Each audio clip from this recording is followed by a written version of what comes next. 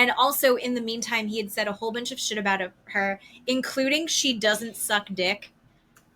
I don't know why, but that's the highlight for me.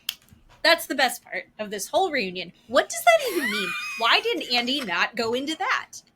What does that mean? Maybe that is the reason why Jason is so upset this season. Did you ever think about that conspiracy theory? That is what I didn't even enter my mind. Wide open. Why is Jason writing so hard for this and having his blinders on so intensely? Because he really needs his dick sucked. Yep. Oh. Right. I mean, coming from Zach, that's what he's thinking about. That's what makes him happy. And listener discretion advised. Adult language and mature content.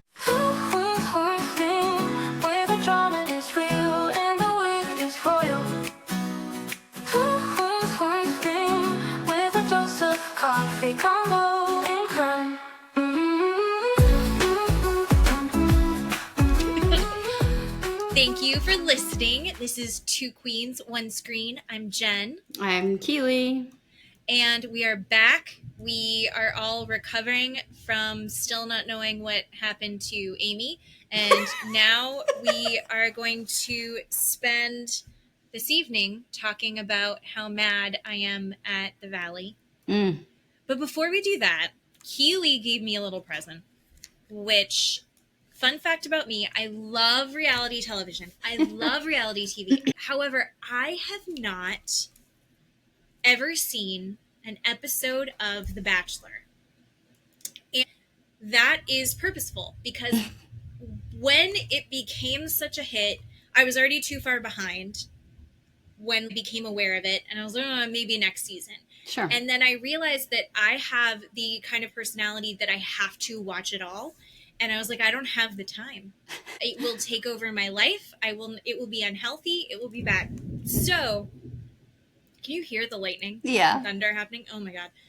Hurricane season, baby. So, I have never partaken. And I think that I would like it. I've never been like against it. I just didn't ever turn on because I knew it would be a sickness for me. And you were like, you have to watch the new Bachelor in Paradise. It's okay that you don't know anybody. Yeah. It's fine, but it's so good. And it's good timing for me because Valley's over. Yeah. As mad as I am, I love the Bravoverse. And so, like, I was going to need something to pick up. I watched my first ever episode last night and then finished it today. Matt and I watched it together. And I watched my first ever rose ceremony and I'm hooked. Like, I am going to watch this. I understand vaguely the premise of the show. Yeah. And I'm so excited about the Golden Bachelor people are coming in and they're mixing it all up. Yeah. I love Wells from... Yeah. I know him because I've seen him do interviews with Sarah Hyland. I love Sarah Hyland. They're married. And I realized that he came from The Bachelor, but I never saw it. And so I didn't know what that was. But he's hilarious. Oh, when the guy Sam came in on the motorcycle, he's like, it's a 68 something or other. It's the oldest thing I've ever ridden. And Wells goes, well, the Golden Bachelors haven't come in here yet, so don't get too ahead of yourself. Oh my God, I love it. And the other thing that Wells said, these men, and I agree, he's like, that guy is, she's so far out of his league. He's as red as a tomato. Yeah. Did you? And I was like shitting on that guy from the very beginning. I don't remember anyone's names yet. Do you know who I'm talking about? I think you're talking about Brian Gorgeous and teal. Zoe. Yes. And I was like, what is going on? I think he might have been with Bailey at that point, but it was definitely Brian. Mm-hmm. Yes. The Jersey. And gorgeous. These women are effing gorgeous, and they've got banging bodies and face cards to back it up.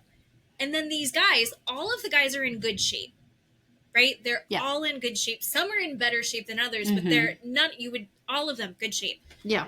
But there's some butter faces in there. Mm-hmm. It was just like, what is Brian doing there? Right.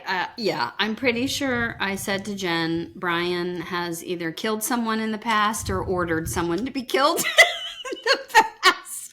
He freaks me out. I'm not a fan. So I think there's 6 or 7 episodes, like as of this recording right now, which is fine. Jen can catch up. This is season 10 of Bachelor in Paradise. And this is the newest version. They have never done Bachelor in Paradise at a hotel. They have always done it on a beach, like outside. Okay, was it like Survivor style? Yes. Because the one girl was having, they were showing flashbacks to her having a full meltdown because of bugs and no air conditioning. Mm-hmm. Who would agree? I mean, I guess like... Yeah. You have to, there has to be fantastic dividends to being on a show like that. Absolutely. And it's a little cross between like Love Island, and The Bachelor, where, they sort of couple up or they find a match, but they don't stay with the match like they do with Love Island. So they give each other a rose. One week it's the girls' pick. One week it's the boys' pick, but they don't stay with their pick necessarily. And they only have certain amount of roses at the end of each week. So 3, 4, however many boys or girls can go home at the end of that week. So, for instance, like when you watch episode 2, more people will come in. So more of the same sex will come in. So who gave out the roses this week? Girls gave them out. So they're going to be bringing in more girls. So they're going to bring in more girls. So and there will guys. Be right. No, I don't know. Anyway, so that's going to be uneven with the sexes. Mm-hmm. And then when they hand out the roses, right, more girls will go home. So because the guys went home, right? You saw, the guys went home. So now the girls will be coming in. More girls will come in. So it will be uneven with the girls. Yeah. And then the guys will hand out the roses to the girls. And then some of the girls will go home.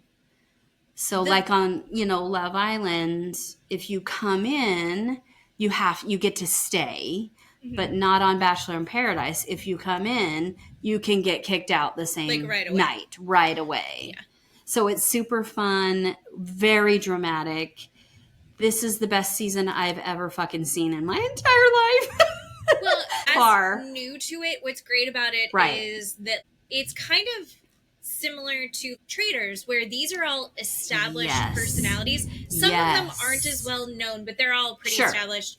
I will say, I am very happy. Spoilers, I am thrilled Hakeem's gone. Yes, of course. I liked Hakeem. I think that the world needs him. You knew he wasn't going to stay. Like him, but he was annoying. Nothing about how he was talking was kissable. Yes, 100%. Which... there is someone out there for Hakeem. Of course. Not on this show, and not on my TV. Not on my TV, Hakeem. I just can't wait for you to get caught up. We have so much to talk about. I'm so tingly all over for you. Okay. All right. To get it. Because Steve started watching, when I texted you, I said, I am halfway through the first episode. Steve, and he doesn't necessarily watch these reality shows with me. And he got so interested in it and so vested in it that we binged it all the way through and was so excited and so happy because it was so good. I couldn't. I had to text you and say, watch it right now. Matt's hooked as well. So it's so good. And I think it'll be fun for us to compare. Like, all right, here's what we thought. Yeah. Here's what our gentleman partners thought. Yeah. Because even in shows like The Valley and shows like, especially Vanderpump, Matt and I both love Vanderpump. Mm-hmm. And he and I have such different opinions of people. Yeah. Still thinks that he didn't do good things, but really enjoys Tom Sandoval on his screen. Is a full Tom Schwartz apologist. Ugh.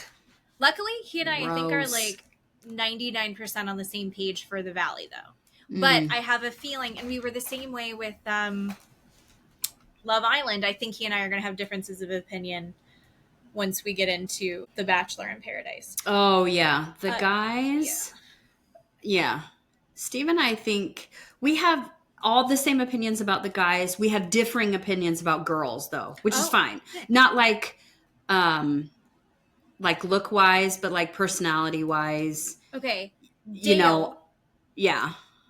is the hottest guy. I think on the show. Yeah. And the girl that he's with seems like a monster, and I'm so excited to watch her. She is a nurse practitioner in real life. She's a doctor. I saw her on TikTok. Yeah, I like her a little bit more because of that, but I don't know. I was watching her videos and I'm like, wow, she's super duper smart. But I think anyway, she's super intelligent. I think she's effing gorgeous. I watch her in a different way. I don't know if that makes sense because of that. Maybe that's maybe. I don't know. That sounds weird. I think I'm excited to watch her have meltdowns. I think she's gonna pop off. Oh yeah. I don't know if I sent you the video. Did I send you the baby girl video? Baby girl. Oh yeah, yeah. She's gonna be my baby girl. Like, baby girl, did you crash out? That's okay, 'cause you're perfect. You're perfect, baby girl. Everyone else should have known not to step to you. Like, that's how I'm gonna. I think that's how I'm approaching her. Also, that video, I should find out what his name is. I didn't follow him, and Matt saw me watching a video of him, and I was losing my mind over it. And he was like, "Do you like that?" And I was like, "Yeah, that's exactly what I like." And he was like, "I don't care for this." And I was like, No, it's the best." And then I started just sending them to him. And then we went to Sam's Club and I walked backwards into somebody. And usually I hate when anyone walks backwards in a public space. I do not believe in walking backwards in public spaces. Don't back up. Turn around and make sure there's no one behind you. Yeah. And then I did it myself. And I didn't back into somebody, but I was in the way of someone, and I felt awful because I was like, I just did the thing that I hate. I hate it when people do that. And I did the thing, and he was like, "Oh, baby girl, you're allowed to back out. They were in your way. They should have waited for you." And I was like, I don't think you understand that this is exactly what I want. I want this all the time. This is correct. This is correct. And this subject will come up again later as we get into our Valley reunion recap and opinions. You and I already talked about this just naturally. You and I didn't go chronologically. We went by couple. We did. Because it's just, I can't go back and forth. I don't know. I mean, I think they edited partially, but also Andy has got to get exhausted going back and forth like that. He's got to get it together. Just get it together. The transitions were clunky at best. Yeah. And I say that as someone who's never been in broadcasting. Or interviewed anyone. Yeah, I don't do this professionally. Yeah. But I can tell he could do better. I do love Andy though. Andy had me laughing quite a bit. Let's start with. Do you want to start with Jesse and Michelle? Oh, I was just gonna say that. You read my mind. So this is another one of those times where Jesse says the right things, says emotionally intelligent things, and I go, "Oh, he gets it now." And then you see him backslide very quickly. Yes. Into his lizard brain, and you go, "Oh, Michelle, good girl, you ran. You were right. I am on your side." I think that in general, a lot of people aren't huge Michelle fans. I am now a Michelle fan. I really am. Yay! Thank you. I have really come around on Michelle. I want to see more of her. We've already discussed this. I'm upset that she and Aaron have broken up. I know. But I also think that Michelle is messy, but we haven't gotten to see Michelle be fun messy because she's been extreme messy with Jesse. That was not meant to rhyme, but she's having to deal with Jesse, which is so intense and so high stakes and so too much that we haven't gotten her to see her be bitchy with her friends, which is why I'm watching on the show. The defense 24/7. Right. I think hopefully everyone will chill out a little bit next season, if there even is a next season. And I hope that we get to see more of that side of her, because she is, I think, a little bit messy when it comes to what's going on with Janet, what's going on with Kristen, and what's going on with Brittany. And she doesn't, but we don't get to really see all of that. Yeah. Because there's too much else going on. And she's not going to concoct something like, say, Janet would to try and get screen time, which I respect about Michelle. So, yeah. They open up this with, they wanted to talk about proof that she had cheated on Jesse. So my understanding from this, and tell me if yours is different, is that she says, there was another guy, I went out with a friend and I kissed another guy once. And then also there was another guy, the one that Kristen claimed she had a boyfriend for a year. That was just a guy that was giving her positive attention. Yes, that's how I understand it as well. But are we saying she didn't kiss that guy? If she's admitting to kissing one guy, but she's not admitting to kissing the other guy? That's how I understand it. But they went out on dates? I think he just gave her attention. Maybe it was a group setting. So maybe a bar or a club or a restaurant or something. But it was like an ongoing conversation. Yeah. With the boyfriend that wasn't really a boyfriend. Yes. But I think that's just semantics, right? In my mind. And then Kristen, like, she likes to say, I was just being an asshole, right? And she just said it like she does. I think that's how it came out. Yeah. Jasmine jumps in and says, well, do you think it was an emotional affair? And Michelle's like, yeah, 100%. That's what happened. And Jesse's like, thank God you finally admitted it. And she's like, I already admitted this to you. Like, he's pretending this is, like, new.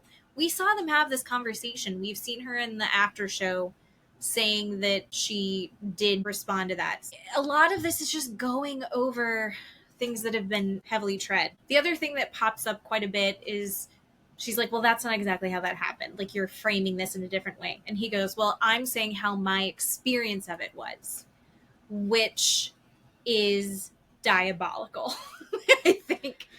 Because I think that two people can be in the same room and have different experiences of it. But I also think that he's shifting the facts strongly enough in one direction that it's no longer realistically in line with what actually happened. I would side with Michelle in most of that. He said Michelle's been mean to his new girlfriend. Luke does apologize to both of them for getting involved at all because of this story that had popped up. See, this is the thing. Juicier than does Jason take off his wedding ring would have been I would love to get a background on, did Michelle show up at some dude's house and find another guy there when she was cheating or not cheating on Jesse? Why are we not digging? That's interesting. Yeah. That's messy and interesting. It's a little too high stakes, and she's a little too classy to talk about it, but that's what I'm saying. Like, Luke's like, this is what I heard. I'm sorry I got involved. Yeah. Poor Luke does not need to be in this. Then they also bring up the conversation in Santa Barbara about the gay guy that gave the money. I still don't understand that, but I guess it was a close friend. I would love to have close friends that send me thousands of dollars. Right. Why don't I? And there are times that I Zelle friends of mine because they're picking something up for me, or my sister took my boys for an evening and I Zelled her some cash so she could take them out to eat. People Zelle each other, sure. Thousands of dollars for a birthday? No. How do we get these friends? How does Jesse get these friends? Why is Jesse... Right. What does Jesse do in his friendships? Yeah. Get Zelled thousands of dollars just for being around another year. Agree. Jesse, even. How does Jesse get that friend? What are we missing about Jesse? He's a piece of shit. Like... I don't understand. I guess the guy was also one of 52 people at their wedding. Wasn't their wedding like $150,000? Yeah. You had 52 guests and it was $150,000? Yeah. And I would just like to mention that we finally find out Jesse and Michelle, before filming, Jesse said the two of them sat down. Remember he said this? And they spoke about Michelle kissing this other person while they were married. Mm-hmm. And Michelle saying, please don't bring this up during filming. And Jesse did it anyway to make Michelle look bad on purpose. Oh, yeah. So now we know why he kept bringing it up. And I thought that was incredibly interesting. And when it wasn't getting the traction that he wanted, right, he threw out the she's sleeping with a billionaire. Yes. And says he instantly regretted it. Here, one, he said it more than once. He called her a whore in Santa Barbara. And then he has the audacity to say, and now I have to worry about Isabella finding out that I said that one day. Are you fucking joking me? Isabella has to hear that about her mother. Yeah, it's going to be even worse for her to find out that it's her dad that made it up and started spreading that around. And you want us to feel sympathy for your actions? Right. What world are we living in? I mean, yeah. I mean, I can't. If that doesn't get you on Team Michelle alone, then there's something broken in your heart. 100%. That was the first thing that they talked about, and I wrote down the words "wow, wow, wow" on my book. I'm just like, now we know what happened. I could not believe that. And what is happening? He also got upset. And he was like, it didn't occur to her to say that I'm a great father. And then we hear the story, and yeah, she does say later on, Andy Cohen makes them go through the exercise of like, say something kind about the other person. And she struggles with it at first, which I enjoyed. But she does say that he is a good father. And one of her favorite things about watching the season back was watching him and Isabella. Yeah. So the times that she wasn't there and he's with their daughter, she enjoyed watching those interactions, and she's grateful that he's a good dad. But also, he's a fucking control freak narcissist. And ended up, Aaron had to call Jesse and say, hey, there's fires where Michelle and Isabella are in their condo, in their apartment, wherever they are. It's not safe. They're in a dangerous zone, so they need to move. And Jesse's like, well, I need to keep her here. I don't want her moving. And it's like, no, where you are at is also not safe. Wouldn't it be safer if we take her to Aaron's mom's house, which is an hour plus away from any danger? Michelle couldn't have that conversation with him. She couldn't get it through. And then she had to loop in Aaron to get him to see the light of, if you want your daughter to be safe, here is a safe place that we can put her immediately. That fucking sucks. This man does not have enough respect for his ex-wife, the mother of his daughter, to listen to her during a time of emergency. So he has to listen to another male to get his daughter to safety. I mean, that's a joke. That's a goddamn joke. It's gross. Yeah. And then he's like, well, I thought it was actually not as close. Something about Pasadena. I don't know. He was like, that was just a miscommunication. Stop it. It was not. I don't believe that for a second. No. And I don't think that Michelle would want to involve Aaron. I don't think Michelle was like, can you just call him?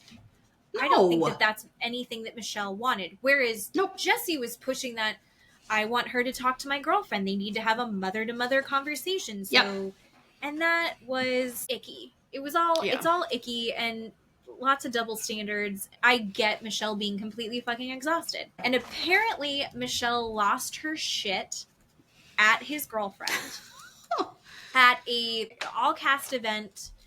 Things are, there's an after party, there's an after party, but people are mic'd. It's a hot set. They're supposedly shut down filming. And then Jesse's girlfriend shows up. Jesse's offended because immediately there's a boom mic in their face and a camera, and they picked it right back up. Yep. And he's like, that was inappropriate. And Andy Cohen gives him a little scolding. Yeah. Which I loved. Yep. Part of it, I kind of get what Jesse would be saying, but you're on a reality TV show. This is the second season. You know how this works. Mm-hmm. She doesn't get special treatment. I don't care how hot she is. And he's like, if she showed up today, I would say get a mic on her, get her in here. I want to talk to her. That's what this is. Do you? And he turns to him and he goes, do you understand? And Jesse goes, yes. Just, it was amazing. Oh, it was really, really good. After Jesse had felt so confident the entire time and just got taken down a peg really quickly by Andy. I really enjoyed that. You sent me a really interesting video. I did. On TikTok. I did. It was a TikToker who had gotten comments written on a video she made about it by his girlfriend. Yes. So this is the first time I saw Jesse's girlfriend. Oh, really? Yeah, I'd never seen her before. I was surprised. I don't know. I just think Michelle is so naturally so gorgeous. Right? Oh, yes. And she's just so pretty. And she has the dark hair and she's got kind of olive skin and she's beautiful. And then his girlfriend, also gorgeous, but bleach blonde. Yes. Everything has had a nip and a tuck. Yes. Money well spent. She looks great. Yeah. But you can see the investments that she's put in there, right? It's very different type of vibe that I'm getting. I just wasn't expecting that. For some reason in my head, I was expecting him to go for someone more naturally stunning. Oh God, I was not. But then his personality speaks to that. Oh God, yeah. She's very Anna Nicole Smith. They're very Playboy Bunny. Yeah, I think. Very Instagram model. Yeah. Yeah. Yeah. Fine. She looks like a friend of Sheena Shea. Oh, yeah. Right? And I meant what I said. Yeah. So the thing that you sent me was basically saying that she kind of got attacked by Michelle. Michelle was an asshole to her. She never threatened to sue anybody other than in that moment because Michelle was basically saying that she was a bad mom and that she was putting their kids in danger. I think that's mostly it. Yeah. And she's like, I've never threatened to sue anybody else. But everyone else kind of ran with what they watched her do and were bringing it up. Yeah. I will say I kind of believe Jesse's girlfriend. I bet that happened because if I'm Michelle, I am fully crashing out if this is showing up again. After all of the shit that Jesse is putting her through. Sure. Also, we know from Michelle doesn't believe in exes. So I bet she also doesn't really enjoy new girlfriends. Right. Right? Right, for sure. So, I don't know. What did you think? Do you believe her? I have maybe believe her. I mean, in that context, right, they showed the little clip of everybody saying, oh, she's going to sue me too. She's going to sue me too. Janet and Janet loves Brittany to do that. Yeah. Janet and Brittany maybe saying that. And if Janet told Brittany she said that, Michelle. Then Brittany would go, oh, that's what she said. Right. So, I mean, I can see that, but I can also see Jesse's girlfriend just showing up to rile Michelle up and just to be a roach. Yeah. Just Jesse telling her to do that, just to poke the bear with Michelle. Or like stoking the fire of like, yeah, you have every right to be here, baby. Yeah, right. For sure. I don't know. I think it all happened. Yeah. I think that what the girlfriend is saying is true. I think that Michelle was completely valid in freaking out at her. Yeah. No, I think so too. She did it and she had every right. And I think Andy is probably had it with this stupid girl showing up all over the place and then refusing to be mic'd up or be on camera. 100%. It's like, well, we have shit going on and it's worth more than having you here. Get out. On a reality show at a cast event. So either do it or don't. So. And Aaron did it and he didn't get paid. So. Right. Look where it got him. To Danny and Nia. Okay. Oh, Danny and Nia. Yeah. Nia is the number one guy in the group for me. I know. I love her. I love her. And I think the only criticism that I have for Nia is I think that what she was saying was valid and important and needed to be said. I think that it undermined her point that it was her saying it. I think Danny needed to be more eloquent and say the things that she was saying, but also she's supporting her husband. So I don't know if Danny were to say any of those things, I think it would have just blown up like it did every time he spoke, and I think it would have gone nowhere. So that's why I think it was okay that Nia did what she did, because I mean, look at what happened when Danny spoke. She said it better than anyone else. She's just a goddess. She's so thoughtful. She's so intelligent. She's so beautiful. I just love her. She can do karate. She's the best. And have 4 kids and look like that, for God's sake. Jesus Christ. Ugh. I don't care where her nipple is in relation to the fold. She looks great. I think about the nipple compared to the fold all the time now. It's consuming my body image thoughts. When we start to talk to Danny and Nia, one of the first things that gets brought up is what happened between Danny and Jax. Mm-hmm. And Danny had wanted to be very supportive of Jax and thought that they were good friends. Then after the first season, Jax felt that the edit that Danny and Nia got was too good and that he got too negative of an edit. I'm sorry, if you don't do those things, you won't get a bad edit. Right.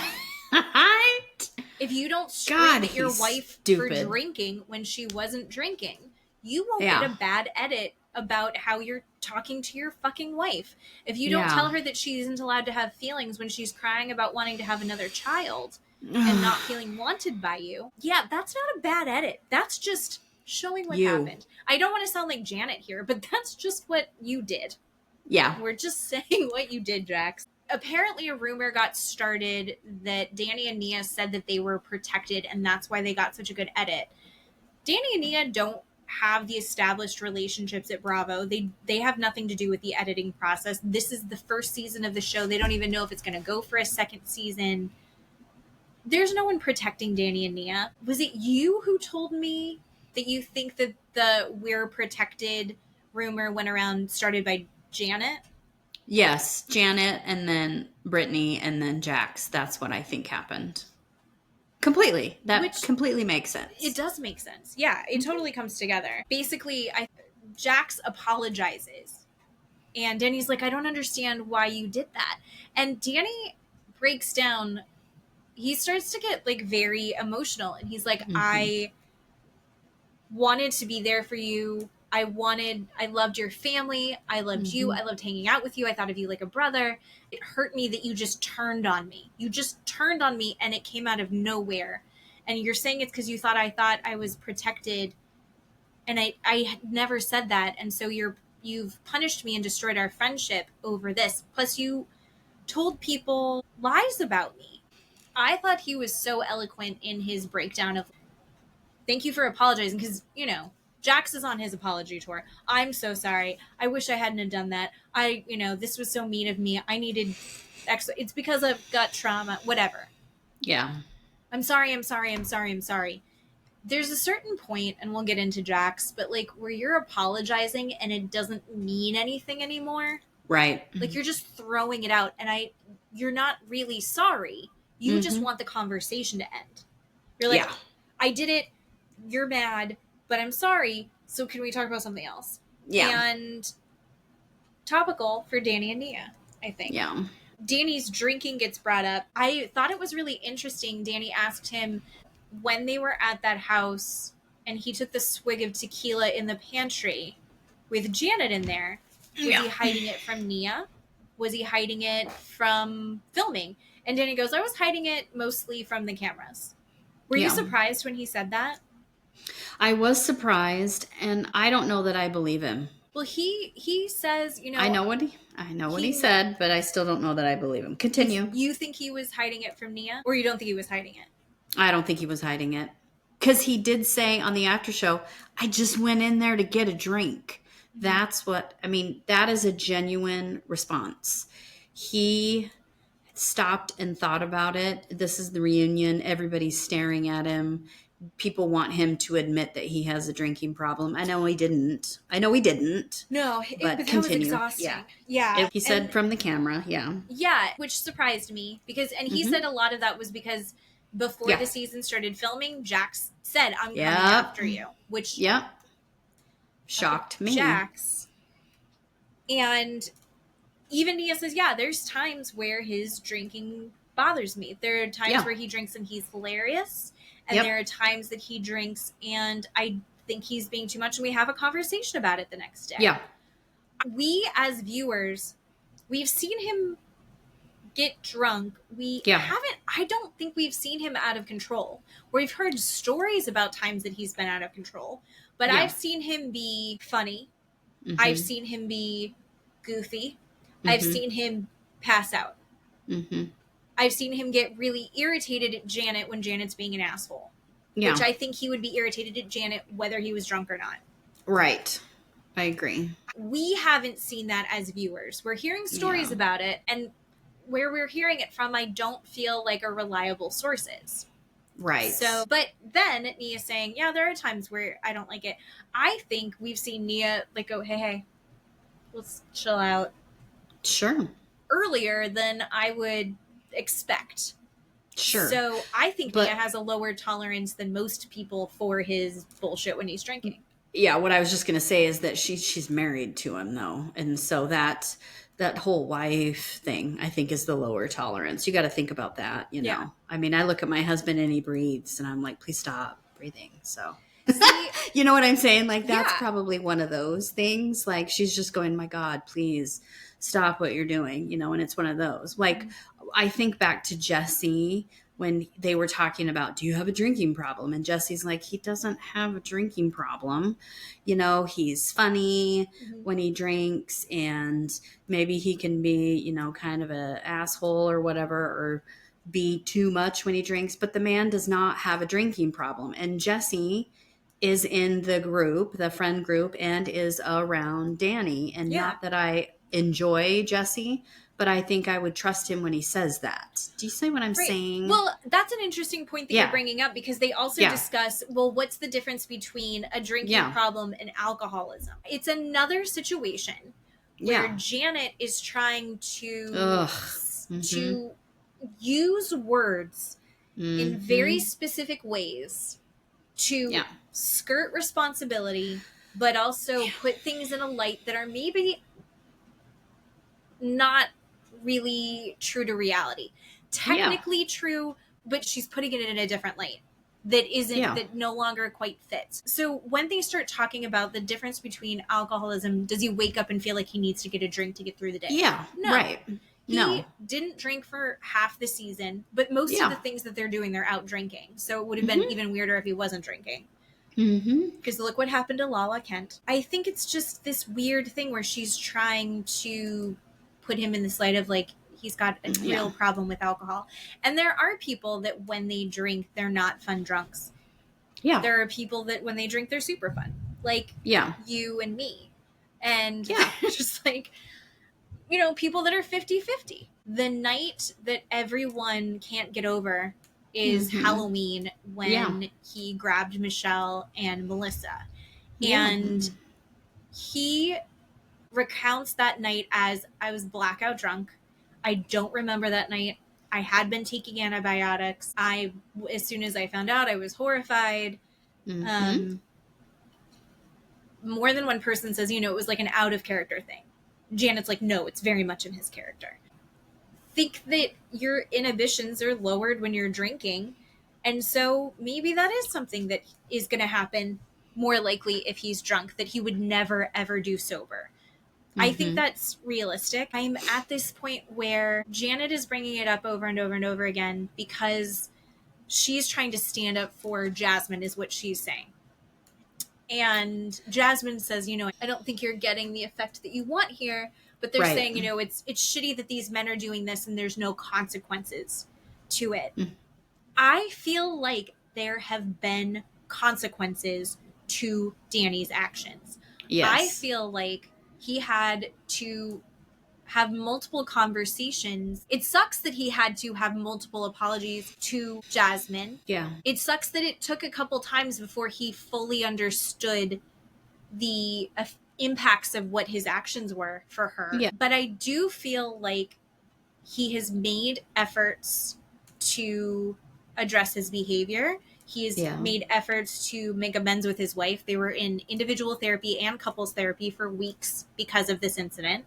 And he has said, Melissa and Jasmine, you can bring it up whenever you want. I will say sorry. I am always sorry. And I will try and do better. And I see what you're saying now. He can repeat it back to them, what their issues are with it. He acknowledges that what he did was fucked up and he doesn't want to ever do that again. Yeah. He's drinking significantly less, blah, blah, blah. I feel like there are consequences. In my mind, I go, it seems like he had some pretty severe consequences to his actions. I think it seems like Jasmine and Melissa would like to move forward. So who else needs to establish what those consequences need to be other than his wife? No one. You don't get to do that. You don't get to decide as a friend group, an outside person. An outsider does not get to decide that, Janet. Think about that, though.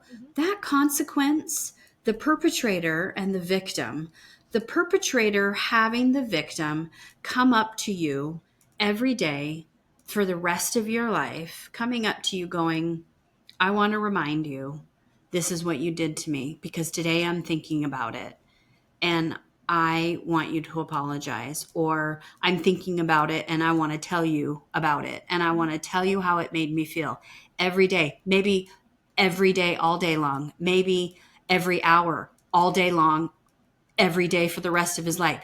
Think about that for a minute. It seems a little insane.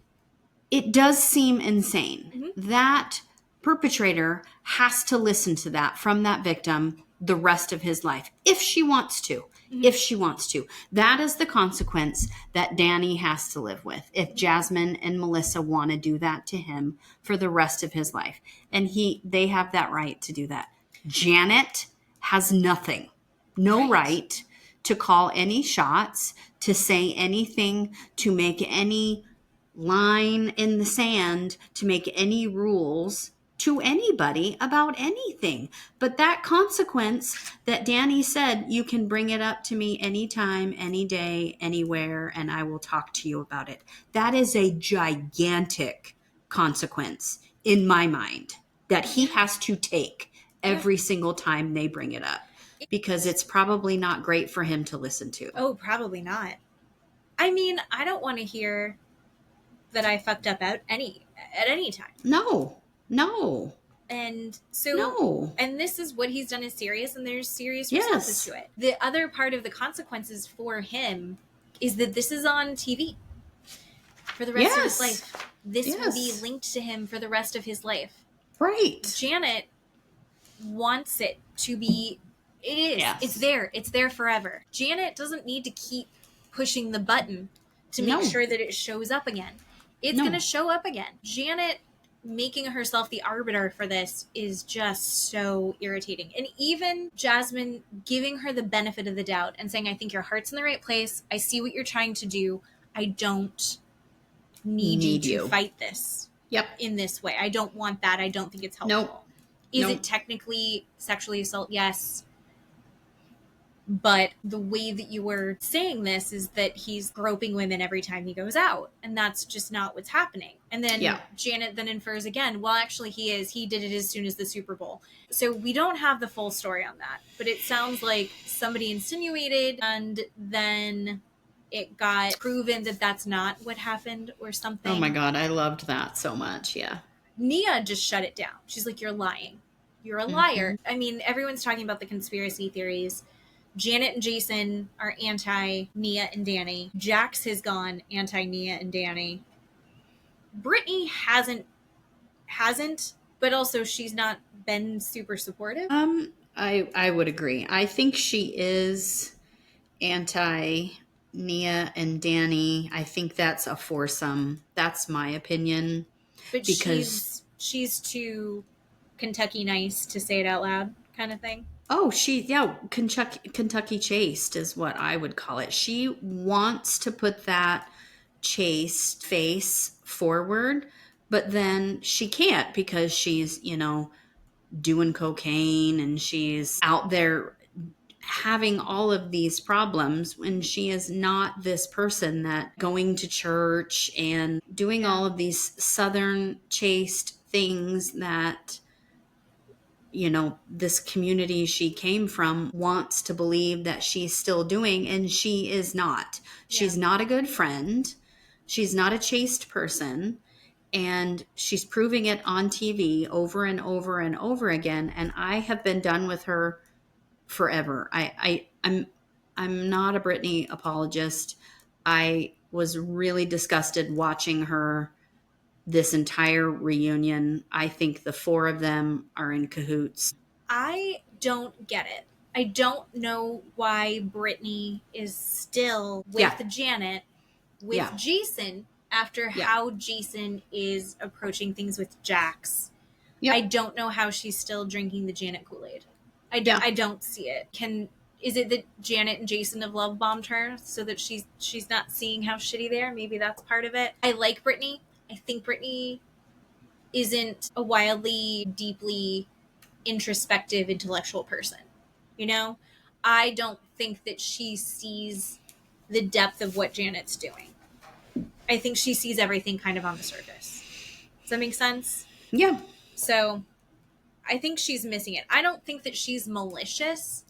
I just think that she's very easily influenced and not making great choices right now. And I'm not a huge fan of it. I think I am a Brittany apologist. I think that we're going to get a better Brittany out of it. However, Matt saw a thing about, of course, Brittany looks like an angel because we've had her standing next to Jax this whole time.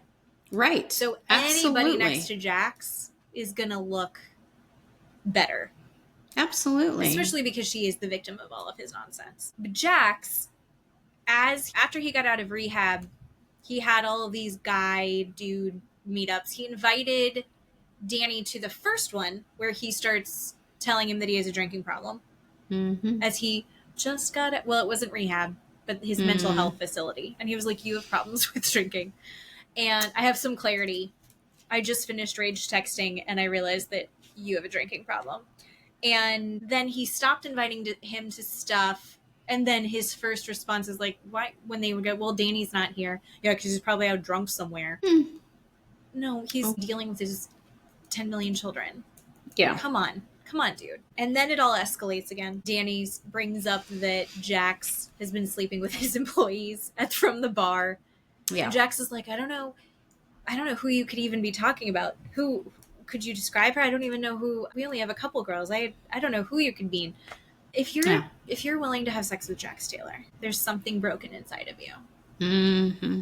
Well, of course he can't remember because he's had sex with thousands of people. So, do you think he slept with men in Miami? Remember that? Yes. Yeah, I think he did. Yes. Absolutely. Allegedly. This is my thoughts on it. I think allegedly, I think he did. Yeah. All right, let's talk about Janet and Jason. Just exhausting. I find her exhausting. I don't understand. Nope. And how she seems oblivious that anyone could think that she did something wrong. Yeah. The only time that she maybe did something wrong was when she was a little too drunk at El Coyote. Kristen says, you're a different person when you were filming. Janet and Jason are like, I don't know what you're talking about. And even Jesse goes, well, it did seem like you would bring things back up that didn't need to be, and it seemed like you were stirring the pot. And he's like, we're good too. Like, we like each other. We're on good terms. But yeah, I know I could see her doing that. Jumping in when you weren't involved in situations, like you would suddenly start fighting for everyone. Yeah. Did that make you like Jesse a little bit for that moment? I love that he has these clear moments. Like, he's not an unintelligent person. No. He articulates very well. Yeah. He just is a shitty person. Right? I mean, he says very clear, accurate things, Yes. So. And you're like, come on. Yeah. We're all human beings, I guess. We go over such heavily tread subjects as Zach saying that he wanted Janet to miscarry. We've had this conversation before. Oh my God, I know. Is it okay if you're one of those people that says stuff so insane when you're upset that you don't really mean, and if people are around you enough that when you say something really crazy that they shouldn't take it too seriously? Yeah, we've talked about this, yeah. And yeah, I was pregnant with twins, and I was told by someone that they wanted me to miscarry, and I really believed that they felt that way, and then I didn't talk to them again. And that's what you do when you really think that. Janet, on the other hand, is like, I want to get to a better place with you. So I think Janet knew that if he did say that, which Zach says he's blackout. I love that. I was blackout. I don't know. Zach, Danny does it. Zach does it. You wouldn't want to get to a better place. Yeah. I think if you really thought that he really, really meant that, right? He does apologize again, but she said... A year later. And also, in the meantime, he had said a whole bunch of shit about her, including she doesn't suck dick. I don't know why, but that's the highlight for me. That's the best part of this whole reunion. What does that even mean? Why did Andy not go into that? What does that mean? Maybe that is the reason why Jason is so upset this season. Did you ever think about that conspiracy theory? That is what I didn't even enter my mind. Wide open. Why is Jason writing so hard for this and having his blinders on so intensely? Because he really needs his dick sucked. Yep. Oh. Right. I mean, coming from Zach, that's what he's thinking about. That's what makes him happy. And Jason is unhappy. Jason is not happy. Put two and two together.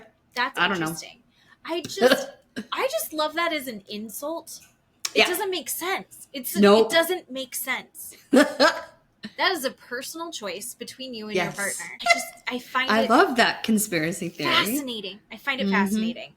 But she doesn't, when someone starts to apologize for her favorite thing to do is start throwing shit at them in the beginning of it too. Like, feel extra bad. Yeah. Feel extra bad because blah, blah, blah. You're forced to lose all of your momentum of getting through this fucking apology. Yep. Because she accepts no responsibility in any of it. They both say that they want to get to a better place, but they need to stop trash talking each other 24/7. It's wild. Zach also gets called out by Luke. Luke and Kristen, I know that we're beating a dead horse. Voices of reason. Luke's like, we would love to hear about Janet less. You bring it up a lot. I know. And Zach talks about Janet too much, but also Janet's like, I never say anything. But she did delete the birthday post. Brittany's had a birthday, and she spent the day with Zach on her birthday before Janet knew that Brittany and Zach were hanging out again, because Janet needs to be informed who Brittany is hanging out with. Janet had posted a very sweet happy birthday Instagram, and then found out that Brittany was with Zach and deleted it. How very mature. Can you imagine? I wrote it down. Janet needs to see change in Brittany. That's why she deleted it. See change in Brittany? Shut the fuck up. I was uninformed. She hadn't informed me. Yeah. What friend are you? That's not a friend, bitch. No. And there is the general consensus that Brittany and Zach are very close. Yeah. Brittany will jump down Zach's throat. Yeah. Very quickly, but never checks Janet. But she still loves Zach and Kristen, and they're all good friends. Yeah. God, I don't want to be Brittany in that friendship triangle, but also Brittany is a major part of the problem. Yeah. Let them figure it out. Yeah. Though I'm not involved. You guys are adults. You guys deal with it. I think it's such a double-edged sword because on one hand, back me the fuck up. You're my friend. Back me up. Yeah. There's another part where you go, you're fucking adults and I'm not getting involved in this. Yeah. Brittany's not doing either one of those. she's doing both and doing neither, and it's shitty. They go all the way back to Jasmine. Jasmine's the one that brought up the ring rumor originally because of this game of telephone. Janet and Jason thought that Jasmine was the one that made it up, which doesn't make sense to me. Why you would think that Jasmine made that up. Yeah. And so when that led to the massive fight at the beach, and she called Janet a Karen. Yeah. Or said that she had Karen energy. Yeah. She lost her mind because it's like she's getting told that she did something she didn't do. Yeah. And she wasn't even the one that brought it up. This was something from years ago from another group of people. Why are all of these adults acting like high schoolers? I don't know. Because they fucking suck. There's multiple groups of these Valley people. There are people not being filmed doing exactly this shit. Yes. Andy Cohen needs to be tracking down that other group of people. In my opinion, this could be a whole nother... It's just another instance where Jason has to back up Janet, right? Like, that's the correct spot. Like, if you start screaming at my wife, that. But also, your wife needed to stop interrupting so Jasmine could fucking speak because she was trying to have a conversation with Jason because it seemed like those two were closer friends. This whole thing went out of control with the ring rumor. They attacked everybody over it. No one was talking about it except for them. They're the people that kept bringing it up. They're the people that went and got tattoos for this thing that they're saying they don't want going around. Care about. Yeah. And I go, does Jason really think this? Does he really believe that his wife did nothing wrong? She did nothing wrong ever in her life. But I will also say, in that same breath, I want Matt to ride that hard for me. I want him to watch a show where I'm a fucking monster and for him to go, Jen was right. You guys are assholes to her. She's beautiful and how dare you steal. Like, I want that. Like, Janet. Yeah. Janet's protected. Janet's the one that's protected. Jason is going to ride so hard for her forever. And she doesn't even suck dick. Yeah. True. By a work comp attorney. I mean, how good a job would she do on a work comp attorney dick? I don't know. Be gross. I don't know. Can I just say you deal with more workers comp attorneys than I do. Yeah. Do you actually at your job? Yeah. I mean, I see them on a different floor and they are just as tightly wound as Jason. I wrote a couple of points that I just want to point out. When they showed the clip of the ring rumor that, you know, when Kristen, it was at the shark party, I think, when Kristen and Luke were talking to them and they sat down and Kristen's like, I'm going to tell you something, I think is what she started out with. And so she said the ring rumor and Jason's like, oh my God, okay, that's all I thought it was. I thought it was going to be something worse. He said that. I thought it was going to be something worse. What is the worst thing that's floating around? Are you talking about? What else are you talking about? And this leads me into the conspiracy theory that I think it is, that I sent you that other video of why Janet and Jason and Jax. Because he did cheat. Yes. Because Jason did cheat. No, Janet cheated. You think Janet? Oh, with Jax. Janet cheated with Jax. Spoiler. Yes. Sorry, I was trying to remember which one. What I think. So before Janet and Jason got married, so not during their marriage, this content creator on TikTok has posted this video that said, before Janet and Jason got married, Janet in the friend group, she had sex with Jax. And because she's a fan. Remember, she's a fan. And remember, she wanted a 3-way with Lala. Was it Lala? It was a clip of Janet asking for a 3-way on Vanderpump. And I can't remember who it was. Anyway, so it is not beyond the realm that Janet would sleep with Jax. I mean, anybody sleeping with Jax. So now Jax is holding it over their heads. And this is why Jason is riding so hard for his wife and riding so hard backing up Jax anytime the man breathes or farts in the different direction. They don't even really have a problem with Danny and Nia. Correct. Really, they don't. It's really that Jax said we have a problem with Danny and Nia, and they have to be on Jax's side. Yeah, blackmailing them, saying, I'm going to say something. He's going to.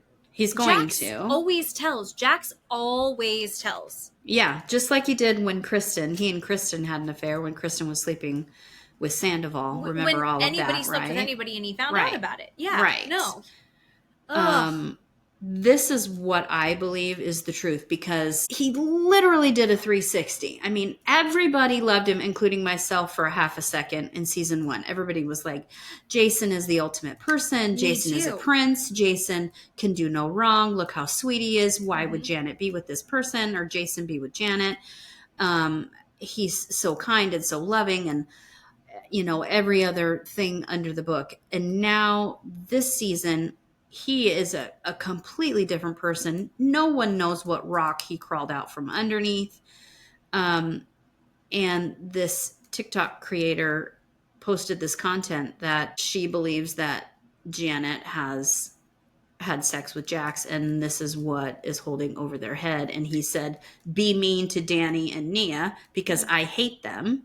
I mean, it makes sense, because Danny said in the beginning of the reunion, I am going to cause problems with you this season about your drinking, basically, because I hate you. And of all the shit that Janet knows happened to Brittany, how can you not be going after who has he threw a fucking table at her? You've watched what he's done. You have seen the text messages.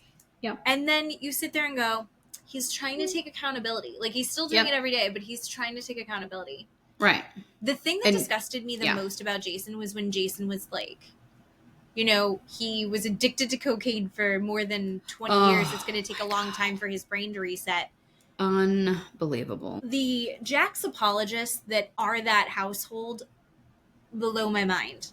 When they're so ready to go after everyone else for it has to be something they've said huge like that for them to ride so hard. It has to be. Nothing makes sense. Well, how would Zach know that she doesn't suck dick?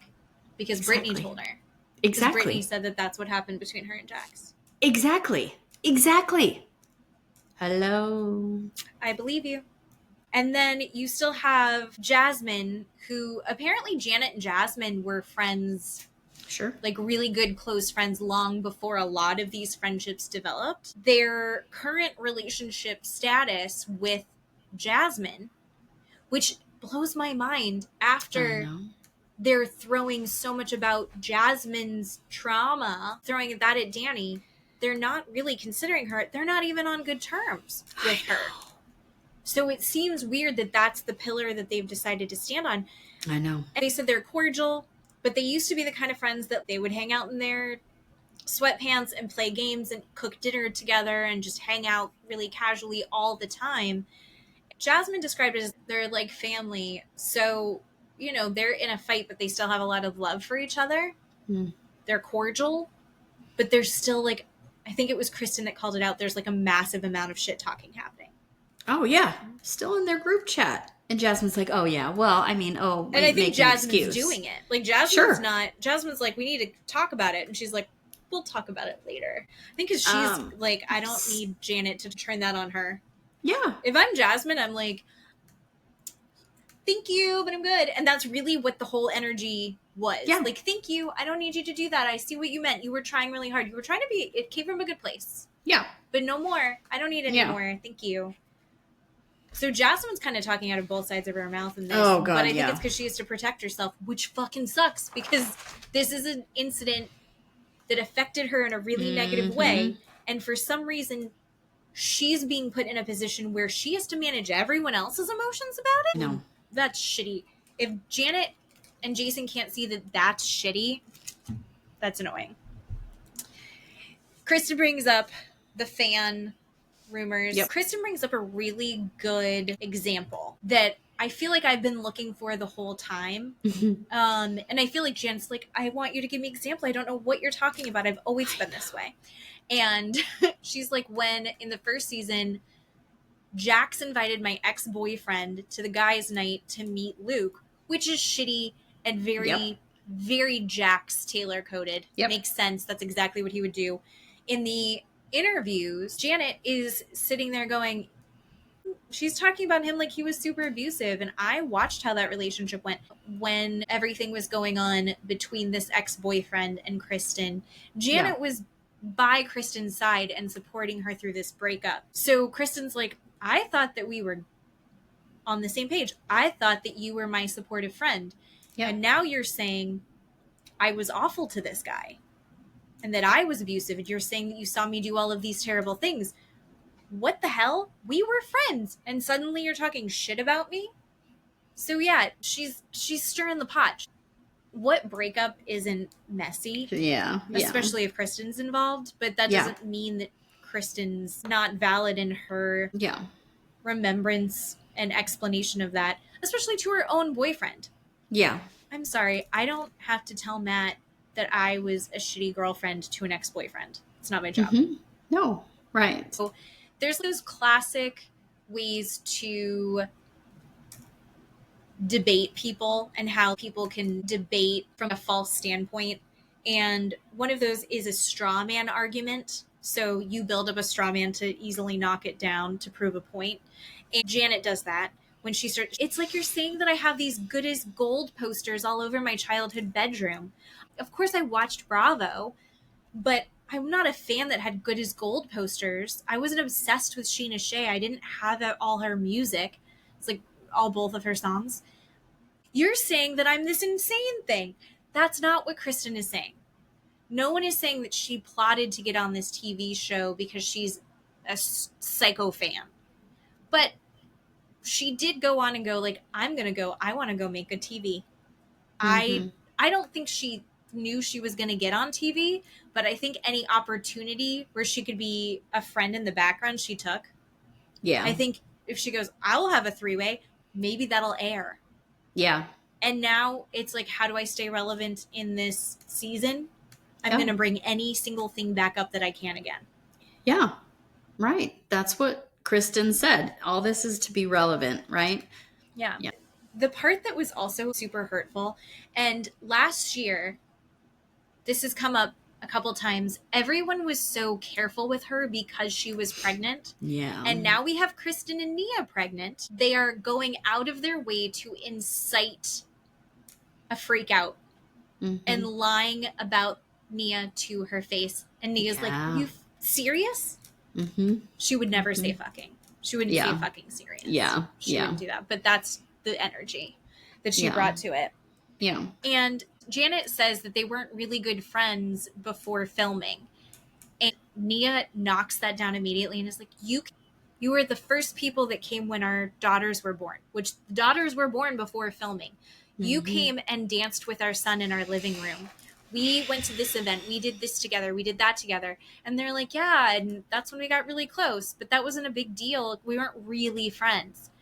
I'm sorry. If I invited someone over to see my children in my home when I'm postpartum, yeah, you're close friends. So they start framing it as they weren't really friends.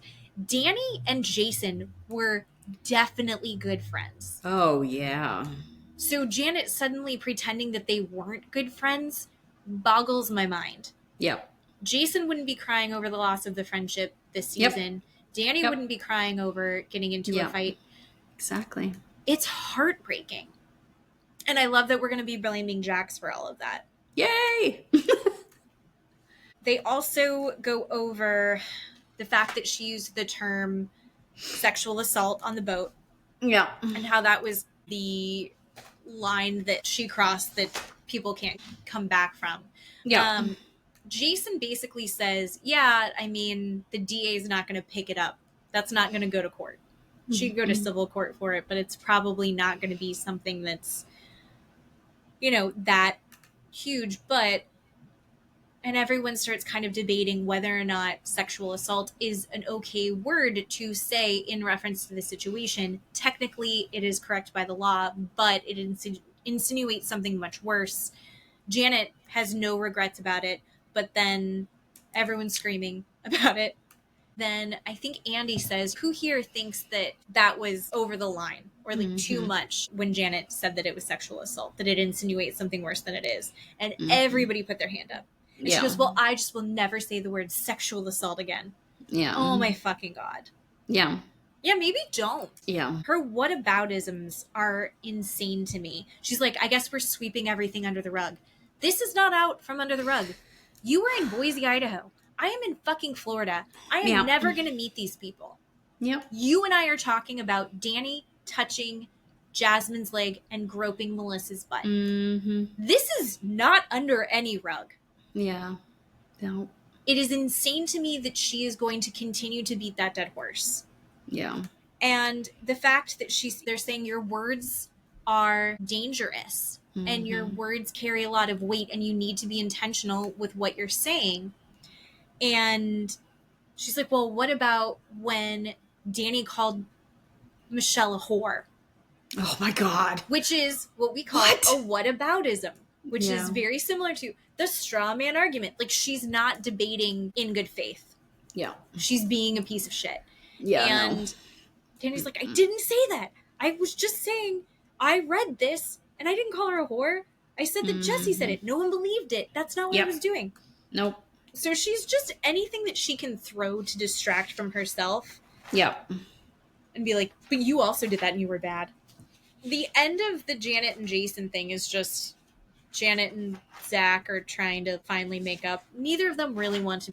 Andy, for some reason, makes them unblock each other. And Zach is like, I want to move forward. If you really want to move forward, I'll take accountability for my part. If you can take accountability for your part, and I can move forward. And I think that Zach could wipe the slate clean and move forward. Yeah. But Janet doesn't live that way. No, she doesn't. It would be so frustrating to try and be her actual friend, somebody who talks like that. I couldn't. Unless she's one of the people that, like, unless you're Sheena. Sure. You've got to be Sheena or you've got to be Ariana. Otherwise, I don't think Janet's a good friend to you. No. You're a stepping stone to Sheena or Ariana, right? Yeah.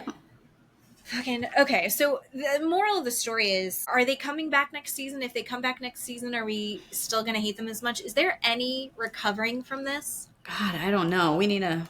I don't have the strength to watch them again. It's just it takes so much out of you to listen to that.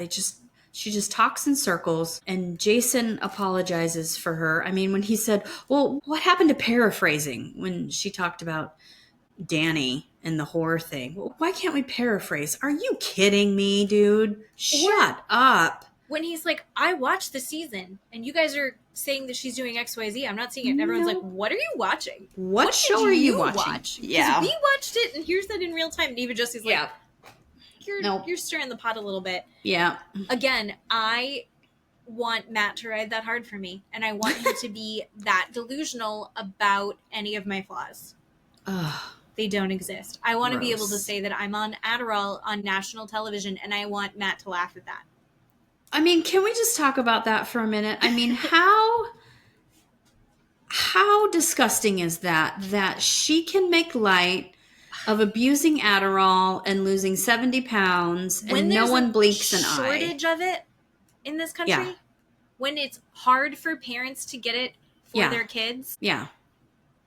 And she thinks it's a joke. It's not a joke, Janet, to make light of abusing Adderall to especially lose when we're weight. in the middle of this whole season that is so wrapped up in Jax's drug and alcohol problem, right, and Danny's drinking problem, right, whether or not it exists. And she's like, I'm just doing drugs. I'm just doing drugs, and it's perfectly fine to say, and nobody says anything about it. And the fact that Jason basically admits that he has a drinking problem as well. Mm-hmm. Nobody says anything about that. I mean, are we...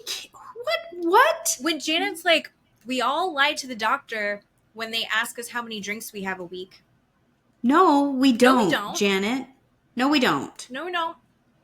Jason, what are you talking about? Everyone on this stage does not have an alcohol problem, and now you're admitting that you do. Every time you have to drink, you have to pay attention to what's going on. Is that what you're talking about when Kristen says, I have to bring something up, and you thought this was something the worst I mean, what is going on in your household, dude? I mean, now Jason has a drinking problem. I mean, I can't. It's such a double standard with the two of them. She has an Adderall addiction and can make light of it, and now he has a drinking problem. But it's okay for him to drink. And it's okay for him to drink and call Danny a clown and an alcoholic and bring it up over and over again. But when he says he has a drinking problem, it's perfectly fine. Well, because he struggles. What? Their struggles are okay, but no one else's are. No. I did think the clown thing was weird. I don't understand what he... Give me a break. And I love that really injured Danny. There's something I'm missing there. But getting told that he was a clown was like... A clown? You were on the Disney Channel. It kind of fits. Chill out, Danny. All right. So should we talk about the one that did it all? Doom and gloom. Doom and gloom. Yeah. Jax Taylor. So Jax Taylor will not be on the next season, and I think that is the right choice. I am worried for Brittany, and the more that I watched of this, the more I felt insane. Yeah. I don't know how he's gotten away with behaving like this for so long. Ugh. So he says that as of the reunion, he was 156 days sober, and he's passing drug tests. He does smoke weed, but no drugs or alcohol. And he gets very defensive and emotional because Brittany does drug test him occasionally, and he wants to be held accountable. He wants her to hold him accountable. He's telling everyone else to hold him accountable except himself. It's everyone else's job. What? That is a reoccurring theme of this. Yeah. Is what he needs from other people so that he can be a good person. Ugh. It's hard for him because of all of his trauma and struggles and past and childhood and who knows what else. He doesn't know the root of all of his anger. Therefore, it's too hard for him when he gets angry. Oh, my Lord. No. So he's like, drugs and alcohol have fucked up my life. And he asks him about like what he's doing to stay sober. He has a sobriety coach. He has a life coach that he really likes. And he's also going to AA, which he really didn't want to go to. And then he starts crying because he had to go to AA. No. Doesn't Who's cry. making him do this? I mean, No. Brittany. And do we actually believe that he's going? No, I don't believe that he's actually going. And if he is actually going, I don't believe that he's doing it for anything other than energy sucking. Oh, yeah. And to put on like a one-man show when he gets up and goes, the most important thing is my son. Fucking love drugs and alcohol. Like the little show that he put on during the reunion, I think he probably does in AA. And people are like, you don't have to get up every time. So one of the things that he says over and over and over again is all that matters is my son. All that matters is our son. All that matters is my son. And we get the little Zach voice in the background where it's him whispering, but they just put it at full volume. Thank you, Bravo, for doing that, because that was amazing. And he's like, basically breaks down how that's a sign of narcissism, is that he never says Cruz's name. And when I heard him say that, the rest of the reunion, I was listening for it, he doesn't say Cruz. Mm-mm. He doesn't say his son's name. He says my son. Mm-hmm. Because people only matter in relation to him. Right, as an object. Yeah. Mm-hmm. Yeah. That belongs to him. It's so true. And it was eerie to watch it play out. Good for Zach. Zach, number one guy in the group. Right. Because he called it as it was happening, and it was true. Yeah. He and Brittany are getting into these fights all the time. Brittany is calling him out left and right, which I enjoyed. But they get into these fights still to this day. They're having fights over text. He's calling and making problems. He's causing drama. He's starting things. And he's like, one day I'll think we're toxic. Like, he doesn't take accountability. He, in his mind, I don't even know if he really believes this, but he's got this narrative that they are both the problem in the marriage. Yeah. That they are equally responsible. I think therapy told him that. That's my opinion. I think I don't know. Maybe not. Maybe not. I think his life coach, Scott, was that the guy's name? Yeah. I think Scott told him that they both played a part in this. Yeah. And I think maybe somebody even said, sure, there are parts of this that Brittany needs to take accountability for. And he's like, and it's just as much as me. And you're like, no. That's not what we said. No. It's not, they're not equal there. But, and he's Kind like, I just can't throw 10 years away. You did. Yeah. You expected her to never leave you no matter what. And you thought that we're married means that you could do whatever you want and you can't leave because we're married. Yeah. It didn't occur to him, yeah, she'll still leave. She wants to be married. She doesn't want to be divorced. But not being divorced isn't worth living with you. And that is so frustrating to me that it still shocks him. I think he is genuinely still surprised that she left him, that she filed for divorce. Oh, yeah. That's part of narcissism. Yeah. So I just think that's also when Jason had chimed in. He's instigating all these fights. He's getting these girls to send the text messages that he's sending to these girls, these like nasty text messages, but also saying, I want you to move in with me text messages. And Brittany's getting all of this. Yeah. Who are these women that are participating in any of this? Sad. I don't know. If you're gross and you're into Jax and you think that this is going to help you get traction with him, sad and gross. If you like Brittany and you're like, I want you to know what he's doing. Sure. That sucks too. She doesn't need to know. She knows. She doesn't need to see the nitty gritty of it. She doesn't need to know. Yeah. She knows he's gross. You don't need to get yourself involved in it. You're not helping. So everyone stop. Anyone that's fucking Jax or texting with Jax, don't involve Brittany. She doesn't need that. That's when Jason had chimed in. Jax isn't just going to stop being this toxic. He's still having problems regulating his dopamine because of 10 years of drugs. Jason, shut the fuck up. Dude, shut up. Camera. Jason, shut the fuck up. Yeah. Stop backing this guy up. He could absolutely stop texting abusive language to his ex-wife. Stop it. Yeah. Fucking Jason. I hate that he's backing him up. I hate that he knows what he's done and he backs him up. Yeah. And then there was this weird little thing where they do an aside. And he's like, she could be back in Kentucky, probably married to a doctor. Yeah, she could be doing great in Kentucky. Jax goes, well, she probably would have been with a basketball player. And everyone's like, what are you talking about? And then he's like, I don't think she was ever really attracted to me.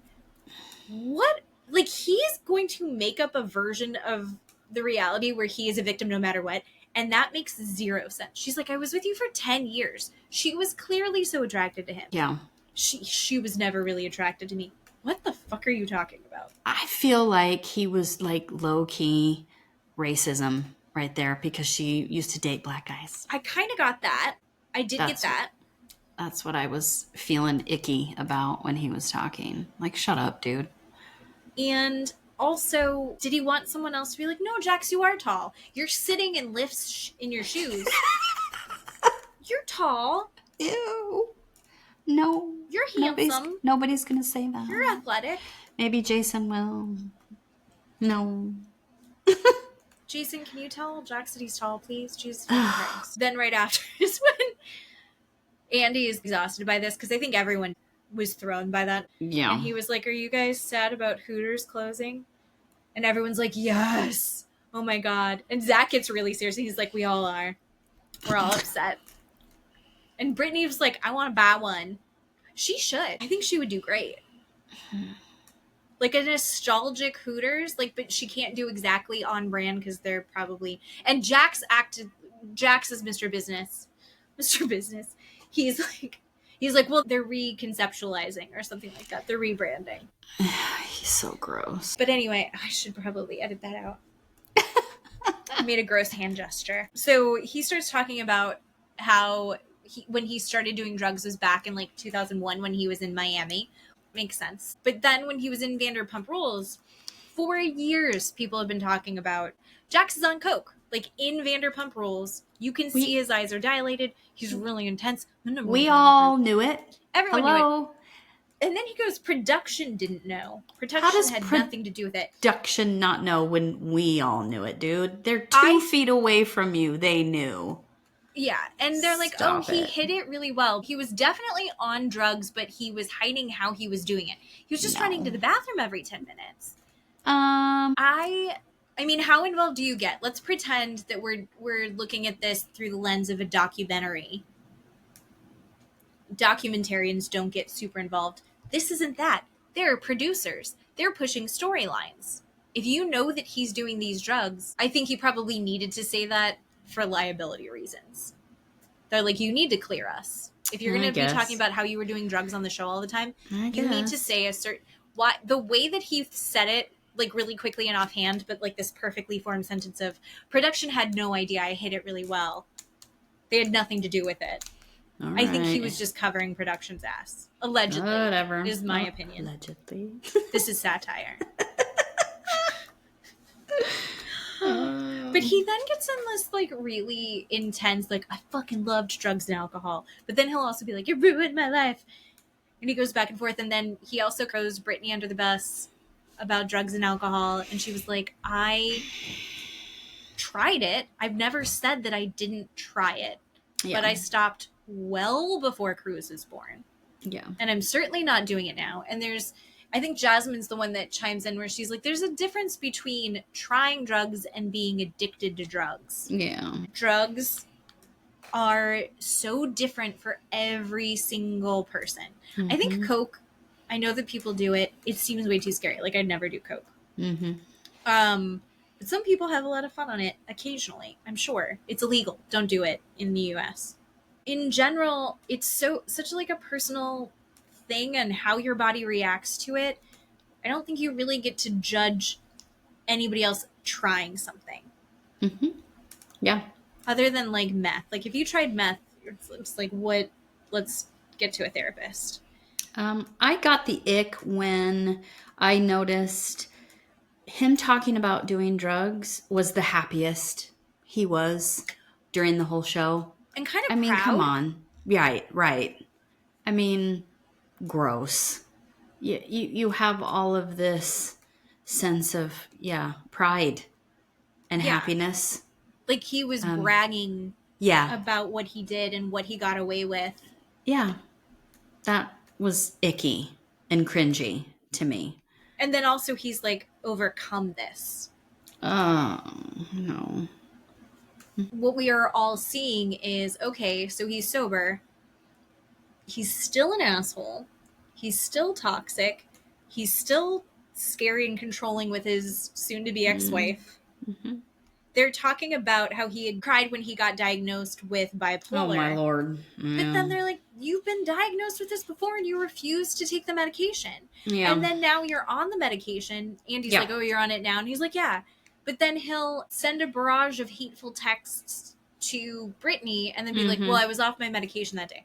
That's not how that medication works. No, it doesn't, sir. It's not like you take it one day in your good mood and then you're off it another day and you're in a bad mood. That's just not what goes on. And he's like, well, it's about control. Control is the only thing I have. You don't have control.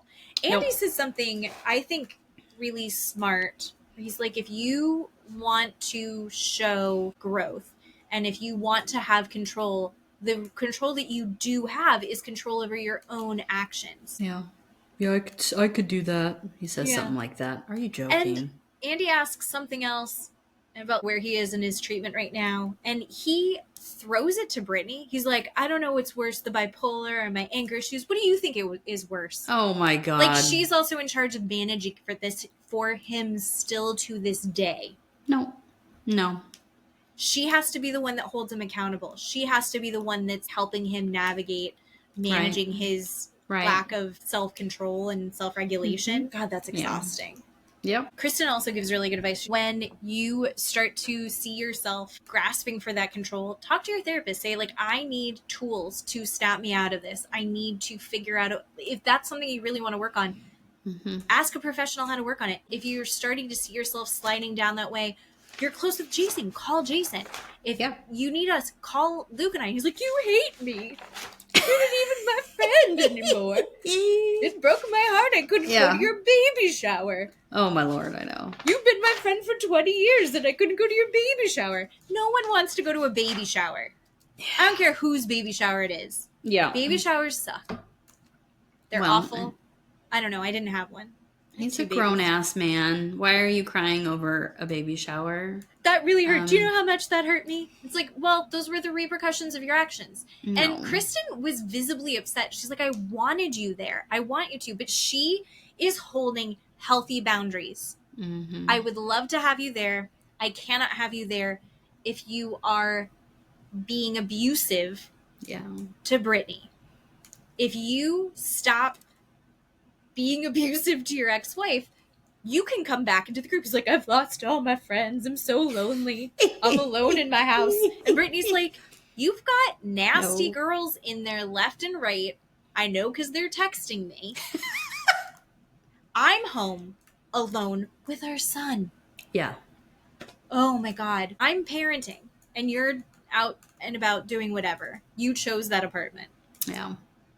I feel a little bad for Tom Schwartz because he didn't really want Jax to move in. Yeah, right. He's talking about how he is self-sabotaging and he doesn't know where it comes from. Does it actually matter where it comes from? Like, what's more important? Figuring out where this shit comes from, which I'm in therapy. I know that I spend a lot of time figuring out where my shit comes from. But the more important part is figuring out how to manage it in real time. Clean up the mess, and then you can figure out where the leak is coming from. But, you have to clean up your mess that's happening in real time. Yes, agree. And he's not taking any responsibility for it. No. And it's fucking infuriating. And the thing is that I'm just going to jump to the end. He's like, I just want to get to a good place with her. And I just want to get to a place where, she can forgive me and we can move forward and just be healthy co-parents. She can't forgive him for everything because there is something new to have to forgive him for daily. Oh, yeah. I'm assuming. Every day. Sure. She's getting these onslaught of text messages. She's getting people sent to her. Yeah. He's fighting her. He's asking her for alimony because she makes more money than him, even though she's paying $18,000 a month on their mortgage because he doesn't pay taxes. On purpose. On purpose. The lack of taking any kind of accountability or any responsibility for what he's done blows my mind. He's not getting better. No. It makes me angry that Jason, and then even Andy, say that they're seeing him take accountability. You saw him say it, and then you also saw the rage text that he sent Brittany. Yeah. You saw him sending shit to Brittany's house and showing up at Brittany's house. Yeah. No. Right. I can say that I'm an elephant. Right. It's not actually making me an elephant. If I say it a lot, it doesn't make it true. He's saying sorry constantly. It doesn't mean he's actually sorry. If he was really sorry, he would stop the behavior. Right, exactly. And he's saying he's too broken and he needs help. He needs people to hold him accountable, but not so accountable that he's not invited to events. Right. It doesn't make any sense. And Brittany, as she's hearing Jason say, well, it seems like he's taking accountability. And she's like, yeah, when you guys had that FaceTime, 10 minutes later, he sent me rage texts. And Andy's like, oh, it seems like he's taking more accountability right now than he has before. I don't know that he's taking more accountability than he has in Vanderpump Rules reunions. I think Andy said that because Jax is physically saying it on camera more. He's saying that more out loud, but that doesn't mean anything. Like you said, it doesn't mean anything. And she said that. She goes, we'll see. It doesn't mean anything. But just because he says it, that's what these men do. Just because they say it doesn't mean anything. And this is what I'm so... Right. This is what I'm so sick and tired of. Yes, Andy, he said it over and over again, but it doesn't mean anything. You are hearing him say it more. Yes. And Brittany's like, I'm worried it's all performative. Right. And I'm glad that she said it. It was such a poignant conversation when they're talking about if you want to have control, you're saying this is a control issue. Control yourself. Stop yourself from sending these messages. Stop yourself from starting a fight with her. Stop yourself from saying things to a group of men to try and incite this conversation. Then right after, Andy goes, well, are you still in love with Brittany? Oh my God. Do you think that he's still in love with Brittany? No. Do you think he was ever really in love with Brittany? No. Did anyone watch them when they were in Kentucky? Remember that little spinoff that they did? Yeah, I never watched it. No. Piece of shit to her. Oh, then okay. I couldn't get through it. Okay. Because I was like, there's no way they're getting married. Yeah. No, I never watched it. I don't believe he was ever in love with her. I don't believe he's in love with her now. I think she was in love with him for sure. Is he capable of it? I don't know. No. I don't think so. No. I think he loves himself. Yes. And he literally was like, I can't talk about it. He couldn't even get himself to lie through that conversation. He wasn't sure what the right thing to say was. So he was like, can we just skip it? Yeah. And 100%. Brittany goes, you didn't fight for me. You said you didn't want to get a divorce, but you didn't try and make it work. And then he's like, I don't throw this away. You did throw it away. You didn't try to fix any of it. Nope. They talk about Cruz's diagnosis because Brittany was really angry, and so we transitioned into something that, makes her smile like her son. Britt went through the entire process of getting him diagnosed on her own. Well, her mom came and visited, but she was dealing with that while Jax was in the mental health facility. And her process for going through and getting her son diagnosed was really intensive. My son has been diagnosed as well. It was not as intensive as a process, but it is. Like, it's several visits. It's several different kinds of doctors. It's a lot of questionnaires and paperwork. Like, I think it was like a 60 pages of questions that I was going through and answering. And then his teachers, we had to get his teachers and other adults that were in his life to go through and answer these questions. And then he had to be observed, and he had to get his brain scanned, and like there was all sorts of stuff. And it's stressful. And I was doing that with my husband, who is an incredibly active father. And it was exhausting and emotionally wrought. Even though it's like, it's good to have answers and it's good to have the interventions, and that's what you should do as a parent. It's very hard to do at the same time. And she had to do that all on her own. While dealing with her husband being a fucking psycho. Then she's talking about how she wants to be a positive advocate for the community, which I think is great. You can see Cruz is definitely thriving. And, shout out to, she's got him in all sorts of different therapies. We had Henry in speech therapy when he was 18 months old. And I still am friends with his speech therapist online. Like, those people become important to you for the rest of your life. It's amazing. She's done all of this, and she's talking about all the things that he's in, the schools that he's in, the therapies that he's in. Andy turns to Jax and goes, so are you involved in his care? Jax goes, of course, yeah. Brittany keeps me informed. What the actual fuck? Granted, that wasn't the question. I don't want him doing anything. He's like, being a father is the most important thing. Supporting Cruz is the most important thing. Blah, blah, blah. You're not taking him to appointments. He probably doesn't even know who the doctors are. No. But he doesn't know where the doctors are. No. Part of me goes, I bet that's helpful to Brittany that he's not involved in all of that. And so I respect that if that's a choice that she's actively making. But how dare you take any credit for the care that he is getting when you were doing none of it. That you had nothing to do with. It's fucking bullshit. I wrote bullshit in all caps. Like that part right there. And everyone just lets it slide. And Brittany's like, in Brittany's head, she would be the worst person ever to keep her son from his father, right? She can't keep Cruz from Jax. That would be a mean ex-wife thing to do. Until it really becomes clear that it will affect Cruz's safety, I think it's going to take a really long time for her to accept and acknowledge that. And I worry about how long that's going to take, and I worry about her safety in the meantime. Honestly, just saying. Zach, they bring up Zach and how Zach's not allowed at Jax's bar anymore. And Zach kind of breaks down a little bit. My heart just felt for him because he's been supportive not only of Brittany through all of the bullshit with Jax, because he's been there since the very beginning. But then we have, he's supported Jax as well. He said that he held Jax while Jax was crying over things. Yeah. Zach is brokenhearted over how a lot of this is shaken out, and how he was like, I supported you.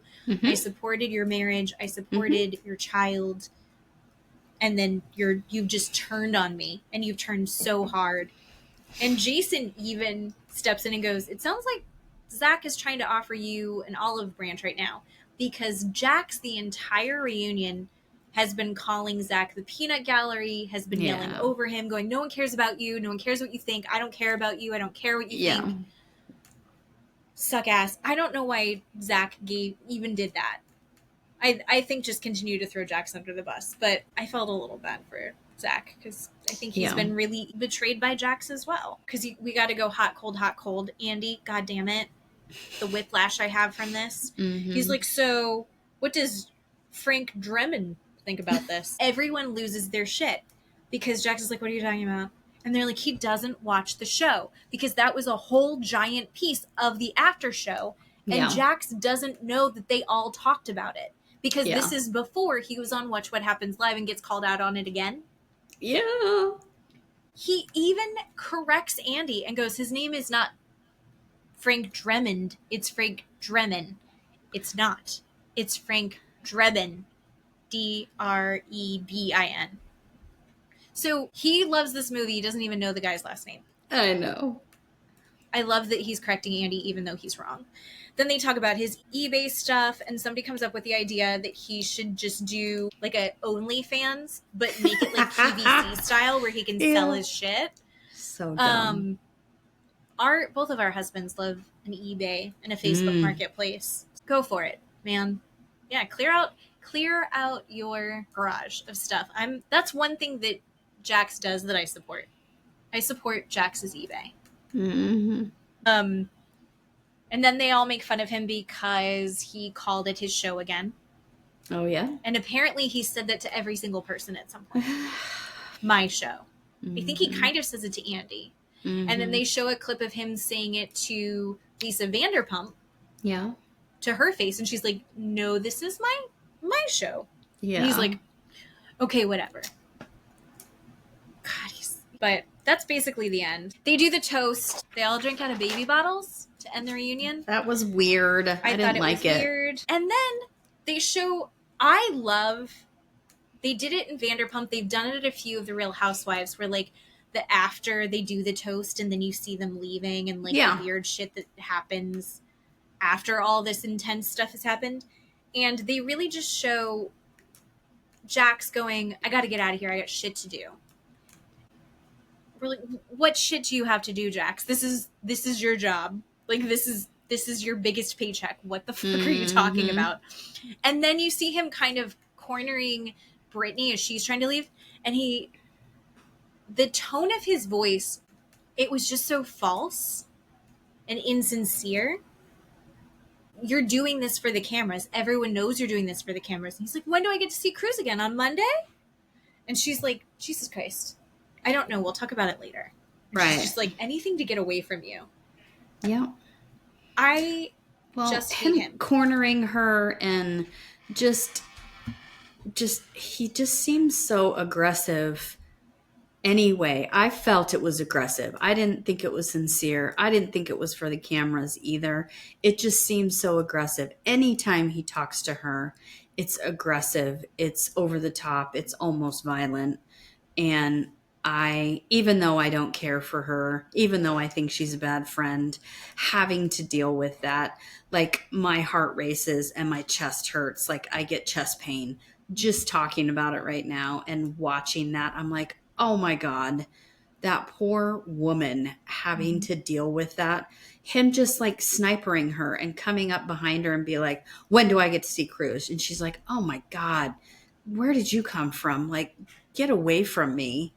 I'll tell you later. Yeah. The tone that he had is the same tone that he had when they had the fight where she's like, are you on Xanax? Yes. What is going on with you? And he's like, I just want us to stop fighting. Ugh. he's like, you still want to get a divorce? That's something you're still doing?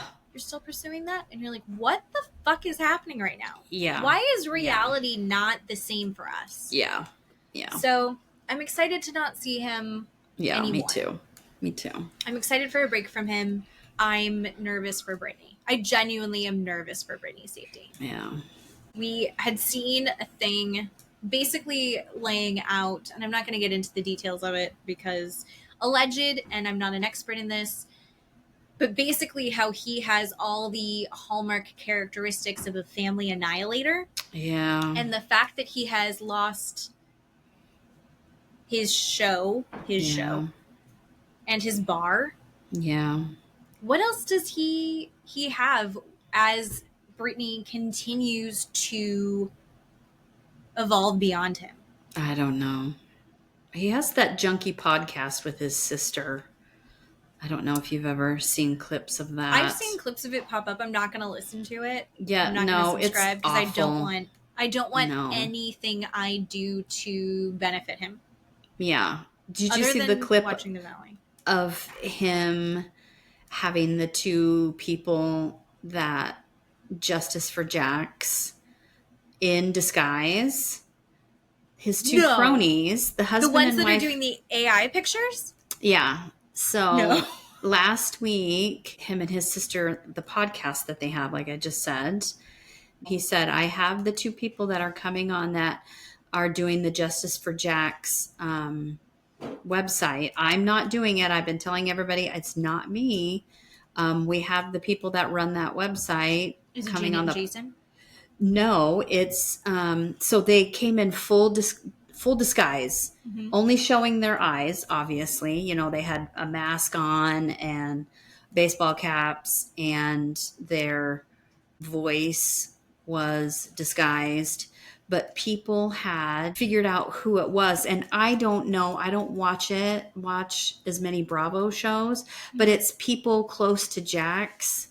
A husband and wife, I don't know who they are, a husband and wife that are with Jax all the time. And so it's basically Jax doing it.